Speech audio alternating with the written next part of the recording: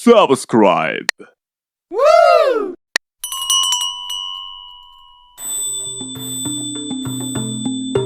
Hai, saya channel Rita Rakyat Indonesia. Selamat menonton ya. Laras Ati dan Raden Arya Wirang, legenda di Candi Deres. Cerita ini berasal dari daerah Jember, Provinsi Jawa Timur. Dahulu kala ada seorang pemuda yang bernama Raden Arya Wirang. Dia adalah putra bangsawan kerajaan yang dituduh melawan politik ayahandanya. Dia diusir dari kerajaan dan berlari membawa kudanya ke arah timur kerajaan. Hingga tidak jauh di dalam hutan, dia menemukan sebuah reruntuhan candi dan berencana untuk menetap sementara di sana.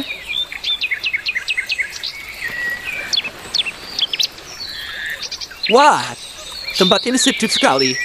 Saya akan istirahat dan bertapa di sini. Juga banyak hewan untuk diburu.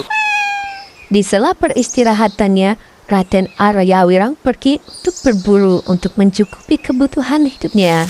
Akan tetapi, dia tidak sengaja menginjak tanaman berduri dan terjatuh. Aduh, Piot. Sakit sekali.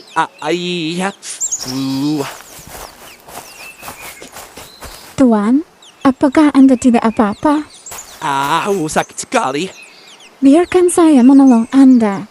Sebentar, akan saya buatkan obat untuk Anda, Sepertinya Tuan. ini beri beracun. Iya, saya tahu. Sito, sabar.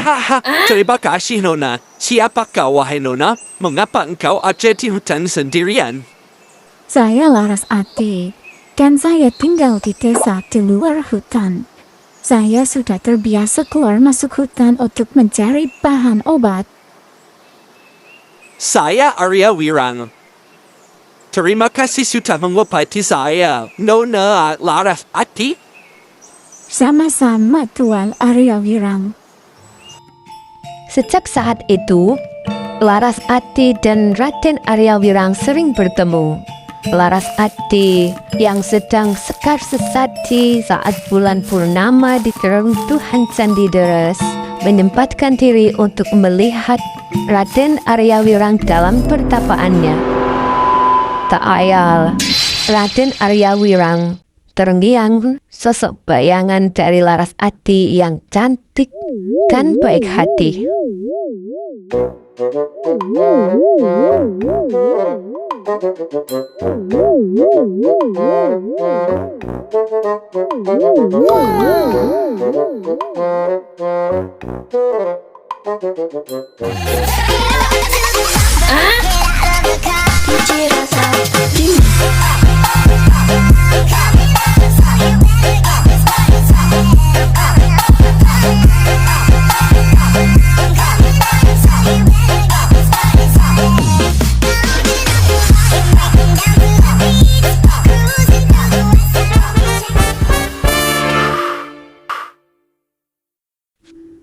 Pada hari berikutnya, Raden Arya Wirang sengaja menunggu Laras Ati di jalan yang biasanya ia lewati untuk mencari bahan obat.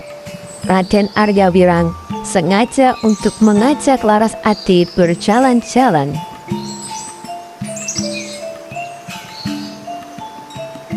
Laras Ati, maukah kau berjalan-jalan bersamaku? Tentu, Raden Arya Wirang.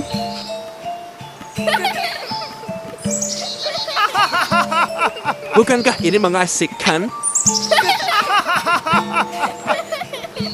Akan tetapi, kebahagiaan dan keceriaan itu tidak berlangsung lama.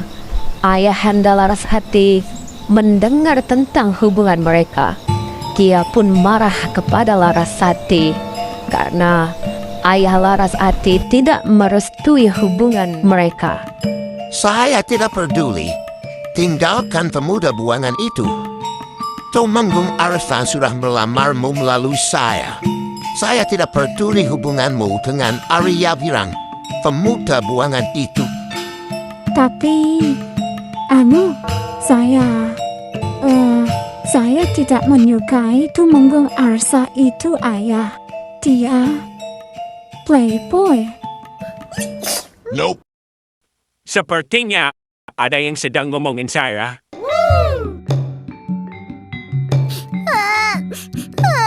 Laras Ati pun kabur dari rumahnya dan berlari menuju ke arah reruntuhan tadi. Laras Ati bermaksud untuk mengungkapkan apa yang telah dialaminya dan apa kehendak orang tuanya. Ayahnya hendak menikahkan dia dengan Tumenggung Arsa. Arya Wirang, Raden Arya Wirang, pemula. Beranjaklah dari tapamu. Saya sedang bersedih. Laras Ati, apa yang terjadi padamu? Mengapa engkau bermuram durja? Ini tentang ayahandaku. Ayah akan menikahkanku dengan Tumenggung Arsa.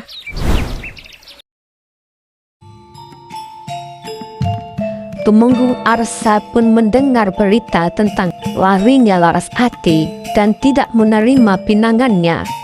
Murkalah dia.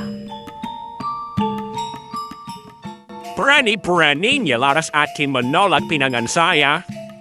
Bahkan dia berani-beraninya menyukai Raden Arya Wirang. Prajurit gabung seluruh hutan, kemudian tangkap Laras Ati dan Arya Wirang. Saya ingin tahu penjelasan mereka.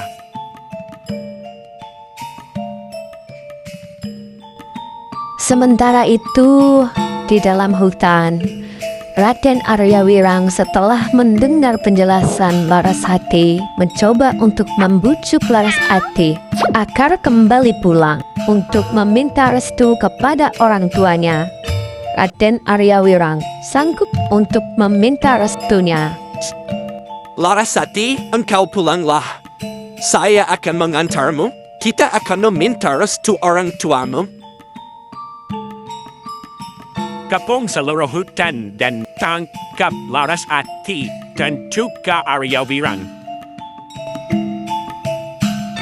Akan tetapi, sebelum mereka beranjak pergi, pasukan dari Tumenggung Arsa sudah mendatangi dan mengepung mereka, mengepung seluruh hutan dan area candi.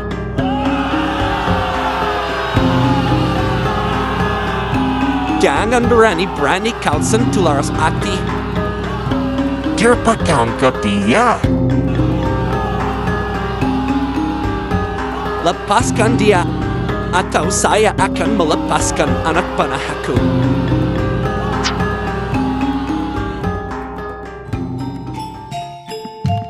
Perkelahian yang tidak seimbang pun terjadi. Raden Arya Wirang pun tumbang karena kalah jumlah. Dan Laras Ati pun menyaksikan di depan matanya Arya Wirang menghembuskan napas terakhir dan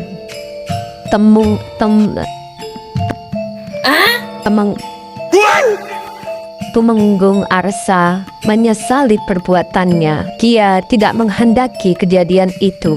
Dia hanya bermaksud untuk menangkap mereka. Tumenggung Arsa tidak bermaksud untuk menghilangkan nyawa.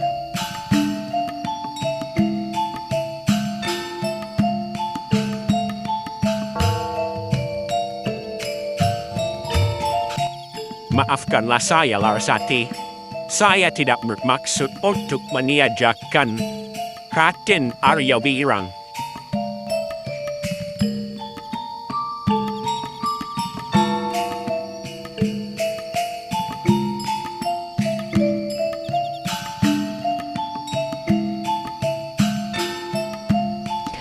Begitulah, penyesalan tinggal penyesalan.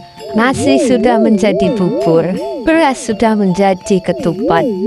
Kalaupun sudah terlanjur, barulah kita mengumpat. Tumenggung Arsa kembali dengan tangan kosong. dengan meninggalkan Larasati di sana. Sementara itu, Larasati melanjutkan tapa prata di reruntuhan candi hingga ia akhirnya muksa.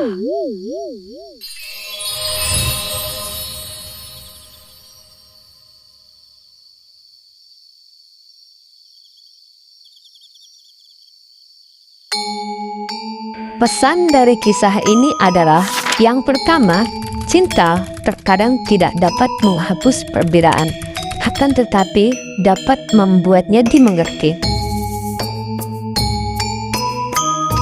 Yang kedua, dari Tumenggung Arsa, kita dapat belajar.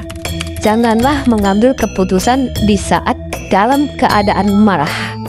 Karena terkadang keputusan yang diambil dalam keadaan marah akan memperburuk keadaan. Jangan lupa subscribe.